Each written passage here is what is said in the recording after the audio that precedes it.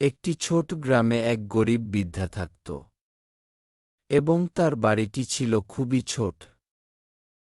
সে ছিল খুবই দরিদ্র এবং প্রায়ই তাকে খাবারের জন্য সংগ্রাম করতে হতো। কিন্তু বৃদ্ধার একটি বিশেষ গুণ ছিল, সে সবসময় আল্লাহর উপর পূর্ণ বিশ্বাস রাখত। সে বিশ্বাস করত যে আল্লাহ আমাদের সবসময় দেখেন এবং তিনি তার সকল বান্দাদের খেয়াল রাখেন।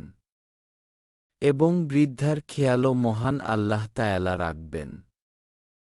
একদিন বৃদ্ধা খুবই ক্ষুধার্ত হয়ে পড়ল। তার ঘরেও কোনো খাবার ছিল না এবং তার কাছে কোনো টাকা ছিল না যে সে কিছু কিনে খাবে। বৃদ্ধা কোনো উপায় না পেয়ে ক্ষুধার্ত অবস্থায় আল্লাহর কাছে দোয়া করতে লাগল। হে আল্লাহ, তুমি আমার রব। তুমি জানো আমার অবস্থা। আমি খুব ক্ষুধার্ত, দয়া করে আমাকে খাবারের ব্যবস্থা করে দাও। ঠিক তখনই বৃদ্ধার বাড়ির পাশ দিয়ে একজন ধনী মানুষ যাচ্ছিল। সে বৃদ্ধর কথা শুনল এবং মনে মনে ভাবল, আমার তার জন্য কিছু করা দরকার। এই বলে সে বৃদ্ধর জন্য কিছু খাবার নিয়ে এলো।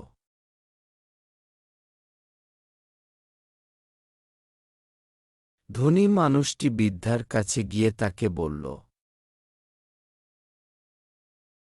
মা, আমি তোমার জন্য খাবার নিয়ে এসেছি।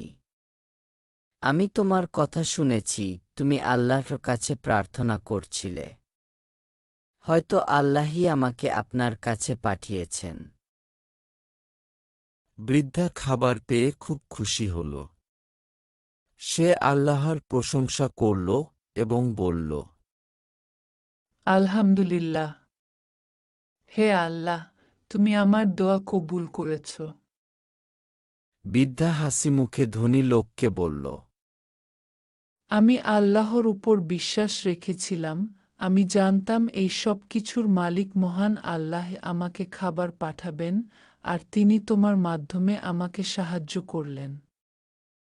তারপর বৃদ্ধাকে বিদায় দিয়ে ধনী লোকটি চলে যায়। এরপর থেকে যখনই বৃদ্ধা বিপদে পড়তেন তিনি আল্লাহর কাছে সাহায্য চাইতেন। আর আল্লাহ তাআলাও তার রহমের মাধ্যমে তাকে সাহায্য করতেন। এভাবেই বৃদ্ধার জীবন চলতে লাগল। এই গল্প থেকে আমরা শিখি যে আল্লাহর উপর বিশ্বাস রাখা খুবই গুরুত্বপূর্ণ। আল্লাহ সবসময় আমাদের সাহায্য করেন, যদিও আমরা সেটা সরাসরি বুঝতে পারি না। আমাদের উচিত সবসময় ধৈর্য ধারণ করা এবং আল্লাহর কাছে সাহায্য চাওয়া। আল্লাহ আমাদের বুঝার তৌফিক দান করুক, আমিন।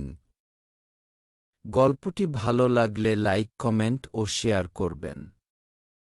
আর এরকম সুন্দর ও শিক্ষণীয় ইসলামিক ভিডিও পেতে আমাদের চ্যানেলটি সাবস্ক্রাইব করে পাশের বেল আইকনটি ক্লিক করে আমাদের পাশে থাকবেন।